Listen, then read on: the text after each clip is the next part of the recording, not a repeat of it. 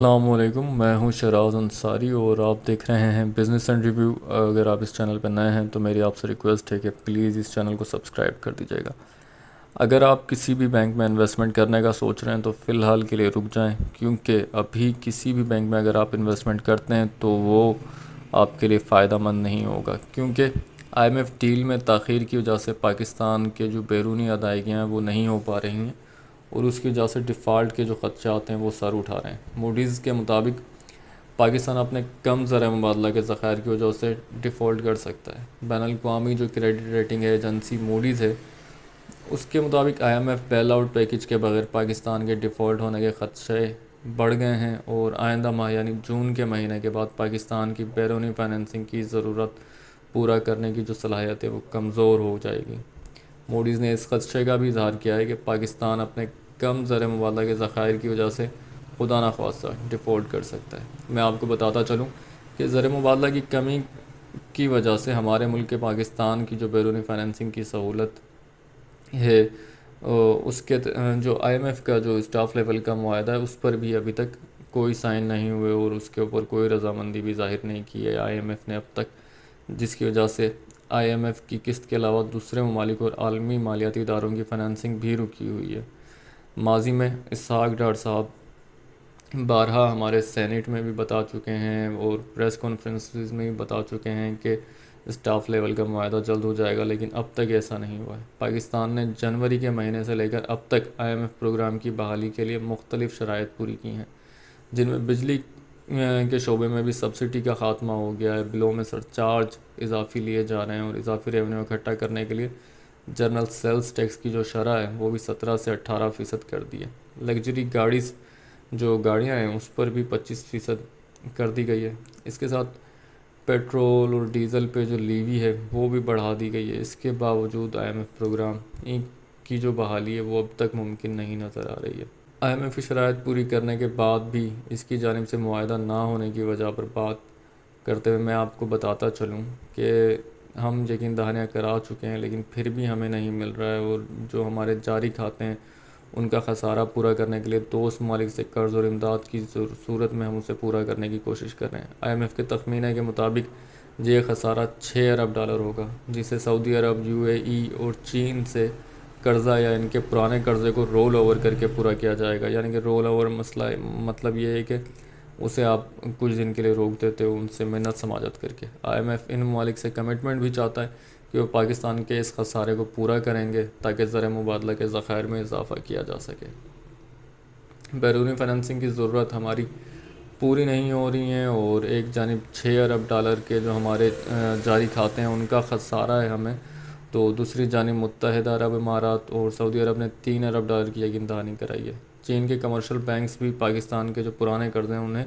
Role over کرنے کی سہولت اس وقت فراہم کرنے کے لیے انہوں نے یقین دلایا،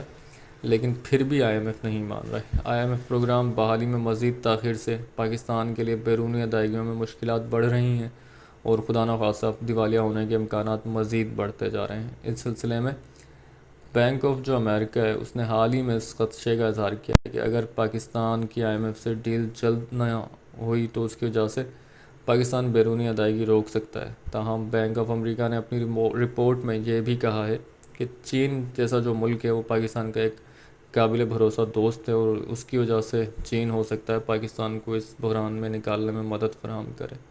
آئی ایم ایف ڈیل کے سلسلے میں تاخیر اور بیرونی قرضے کی ادائیگی جو رکی ہوئی ہے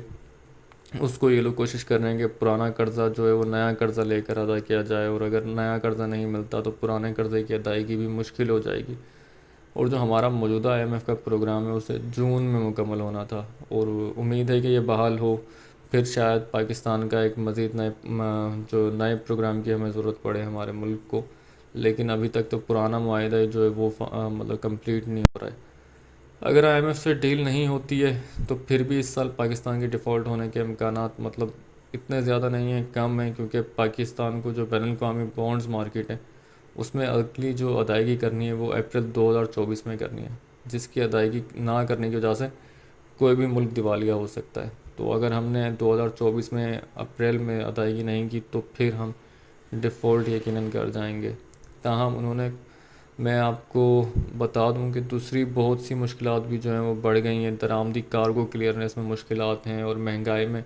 بہت زیادہ اضافہ ہو گیا، اور حالیہ دنوں میں تو یہ 28% کے ریشو سے انفلیشن جو ہے وہ بڑھ گئی ہے. بین الاقوامی مارکیٹ میں تو بلا شبہ ادائیگی جو ہے اپریل 2024 میں کرنی ہے، تاہم پاکستان نے چین اور متحدہ عرب امارات کے کمرشل بینک سے جو قرضے لیے ہیں ان کی ادائیگیاں بھی کرنی ہیں، جو کہ ہم اس وقت ناکام ہو چکے ہیں ان کی ادائیگی کرنے میں. اور جو بینکس ہیں، ایشیائی ترقیاتی بینک کو بھی ہم نے پیسے واپس کرنے ہیں. جون تک یا تو پاکستان پیسوں کا انتظام کرے گا یا چین اور متحدہ عرب امارات کے جو کمرشل بینکس ہیں ان کو قرض واپس کرنے کے لیے یا پھر ہمیں جو قرض ہیں وہ رول اوور کرنے پڑیں گے. تو آپ نے اگر بینک میں انویسٹمنٹ کرنی ہے تو آپ نے یہ ساری باتیں دھیان میں رکھنی ہیں، کیونکہ شرح سود میں تو بینکس کا بہت زیادہ اضافہ ہوتا جا رہا ہے. آپ 22% سے لے کے اب بینکس کچھ ایسے آ گئے ہیں جو 23% بھی آپ کو شرح سود دے رہے ہیں. لیکن شرح سود بڑھانے سے کچھ بھی کنٹرول نہیں ہوتا. شرح سود بڑھانے سے آپ کیا مطلب انویسٹر جس کے پاس پیسہ ہے تھوڑا بہت وہ بینک میں رکھا دے گا، اور ٹھیک ہے وہ وقتی طور پہ آپ کی اکانومی کو سہارا دے گا، لیکن جو لانگ ٹرم میں اس کا کوئی فائدہ نہیں ہے. مطلب آپ قرضہ لے رہے ہو عوام سے، اپنی عوام سے قرضہ لے رہے ہو اور اسی کو آپ خرچ کر رہے ہو، تو یہ بالکل بھی فائدے کا سودا نہیں ہے. کسی بھی ملک میں اگر شرح سود بڑھتا ہے تو وہ اس ملک کی ناکامی ہی گردانی جاتی ہے، کیونکہ جتنا شرح سود کم ہوگا اتنا جو وہ ملک ہے وہ ترقی کرتا ہے. اور شرح سود اگر زیادہ ہوتا ہے تو یہ لوگوں کو تو عام لوگوں کو تو منافع بخش لگ رہا ہوتا ہے، لیکن جو گورنمنٹ ہے اس کے لیے یہ ٹھیک نہیں ہے. بلکہ گورنمنٹ کیا، یہ ہم جیسے جو لوگ ہیں جو مڈل کلاس سے بلونگ کرتے ہیں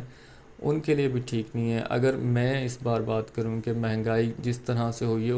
اس حساب سے اگر میں نیشنل سیونگ کا پروفٹ دیکھوں تو وہ انہیں 1 لاکھ پر تقریباً 3,000 روپے دینا چاہیے کم از کم، کیونکہ انفلیشن جو ہے وہ بہت زیادہ بڑھ گئی ہے. لیکن پھر بھی جو پروفٹ ہے وہ لگ بھگ 1,500 اور 1,300 اور سم ہاؤ اس کے درمیان چل رہا ہے نیشنل سیونگ کا. نیشنل سیونگ کے علاوہ مائکرو فائنانسز بینک ہیں وہ بھی اٹریکٹیو پروفٹ پرووائڈ کر رہے ہیں، لیکن بات یہی آ جاتی ہے کہ آفٹر ٹیکس کی جو ڈیڈکشن ہے اس کے بعد کتنا پروفٹ رہ جاتا ہے. کیونکہ ہمارے ہاں پر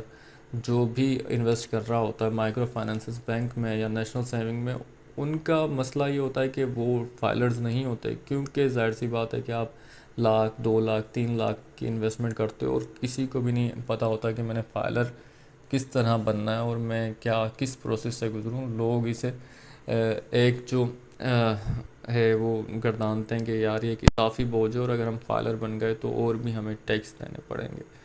تو بات یہی ہے کہ آپ اگر انویسٹمنٹ کرنا چاہ رہے ہیں کسی بھی بینک میں تو فی الحال کے لیے رک جائیں اور اپنا پیسہ کہیں دوسری جگہ لگائیں، اپنے پاس نہ رکھیں، کسی دوسرے بزنس میں انویسٹمنٹ کرتے ہیں. آپ میرے چینل کے ساتھ جڑے رہیے گا، میں آپ کو بزنس کے طریقے بھی بتاؤں گا جو آپ لو انویسٹمنٹ سے شروع کر سکتے ہیں اور ہائی پروفٹ اس کا ملے گا. تو لاسٹ میں یہی کہ اگر آپ کو ویڈیو اچھی لگی اور آپ یہ انفارمیشن دوسروں تک بھی پہنچانا چاہتے ہیں تو اس کو شیئر کر دیجیے گا اور لائک بھی کر دیجیے گا. اپنا بہت زیادہ خیال رکھیے گا، مجھے دعاؤں میں یاد رکھیے گا. اللہ حافظ.